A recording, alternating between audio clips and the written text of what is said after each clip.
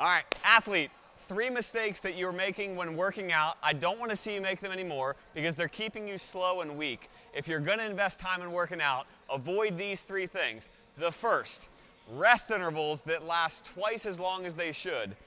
There's a clock up here for a reason, and we want to make sure that we are decreasing the amount of time we rest. There's a science to this, right? I know a lot of athletes, and I do this myself. If I'm not watching my rest intervals, then I'll just wait until I kind of feel like going again. And again, there's a science to this thing where if you're doing like 12 reps, let's say, which is hypertrophy, right? 12 reps is hypertrophy, it's meant to build muscle. The science says your rest interval should be about 90 seconds. Whereas if you're doing strength, for example, which is like 6 to 8 reps, you should rest for more like 120 seconds. But the point is this, you're resting too long and it's keeping you slow and weak, so we gotta use a clock. Second thing that's stopping you from getting stronger and faster, it's keeping you slow and weak, is letting your feelings dictate how long you're doing an exercise for, how many reps you're doing. We've got these little things here at PFP called programs, and I've got to follow one myself because if I don't use my program, make sure you get the whole thing. If I don't use my program and follow and write down my weights and then progressively increase each week, if I don't do that, then I'm going to do what a lot of people do, which is I'm just going to go with what I feel like today, and that's going to keep you slow and weak. So that's the second mistake people make, is they let their feelings of that day dictate the weights that they choose and the reps that they use. And then the last one is not using the exercises that you're doing to mimic the sport movements that you do.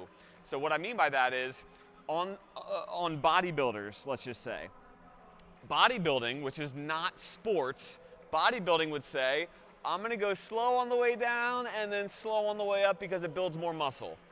But if you're trying to train for sports, we want to go slow on the way down, but then we want to explode on the way up. Same thing is true for a push-up or bench press. If you think about a baseball player, when you're loading up, getting ready to swing the bat, the pitcher's getting ready to throw the ball, and you're loading slowly, you're loading your back hip, and then do you want to come out of that and then just go nice and slow? I don't think so.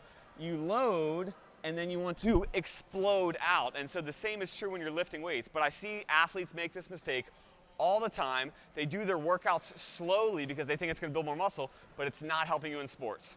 So the 3 mistakes you want to avoid: number 1, got to avoid rest intervals being twice as long as they should be. Number 2, we got to make sure we're not using our feelings to determine how much weight we're using or how many reps we're doing. And the third and final mistake we want to avoid is going slow on the way down, slow on the way up.